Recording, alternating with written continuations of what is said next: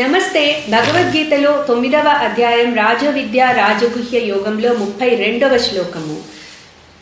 మాం హి పార్థవ్యపాశ్రిత్య AP స్యుః పాపయోనయః స్త్రియో వైశ్యాస్తథా శూద్రాః తేపి యాంతి పరాంగతిం. So భగవానుడు చెప్తున్నారు ఇప్పుడు.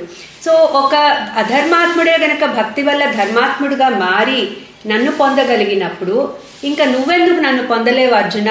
So do your work without any expectations అని చెప్పి భగవానుడు మళ్ళీ అర్జునుడికి చెప్పారు.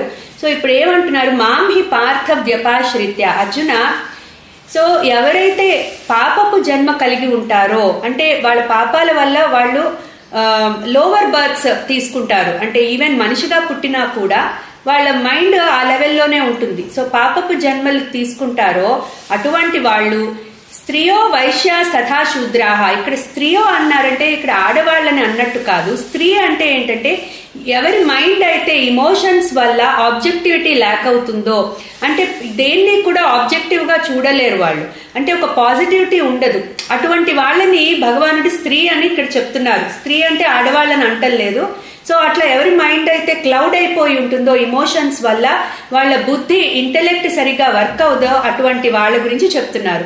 సో వాళ్ళు తర్వాత వైశ్య అంటే ఎవరికైతే రజోగుణం ప్రధానంగా కలిగి ఉంటారో వాళ్ళు, అట్లాగే శూద్ర అంటే ఎవరైతే తమో గుణం కలిగి ఉంటారో ఇటువంటి వాళ్ళు కూడా భక్తి వల్ల ట్రాన్స్ఫార్మ్ అయ్యి నన్ను గనక ఆశ్రయిస్తే వాళ్ళకు కూడా నేను ముక్తిని ప్రసాదిస్తాను అర్జున.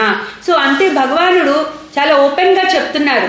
నీ నీ పూర్వ యాక్షన్స్ ఎలా ఉన్నా సరే నా భక్తి వల్ల నువ్వు గనక నా దగ్గరికి వస్తే, నీ మైండ్ ట్రాన్స్ఫార్మ్ అయితే తప్పకుండా నేను వాళ్ళకి ముక్తిని ప్రసాదిస్తాను అని చెప్తున్నారు భగవానుడు. సో నీ పాస్ట్ యాక్షన్స్ ఎట్లా ఉన్నా సరే ట్రై టు ట్రాన్స్ఫార్మ్ విత్ భక్తి, తప్పకుండా నా దగ్గరికి వస్తావు. So that will be a stepping stone to walk towards me, that will be a stepping stone for spirituality. So ఈ రకంగా భగవానుడు అందరికీ కూడా అభయం ఇస్తున్నారు. నువ్వు ఎట్లా ఉన్నా సరే, నీ యాక్షన్స్ ఎట్లా ఉన్నా సరే try to transform, try to come in to my path, నేను మిమ్మల్ని నాలో కలుపుకుంటాను అని భగవానుడు చక్కగా చెప్తున్నారు. క్లీం కృష్ణాయ నమః.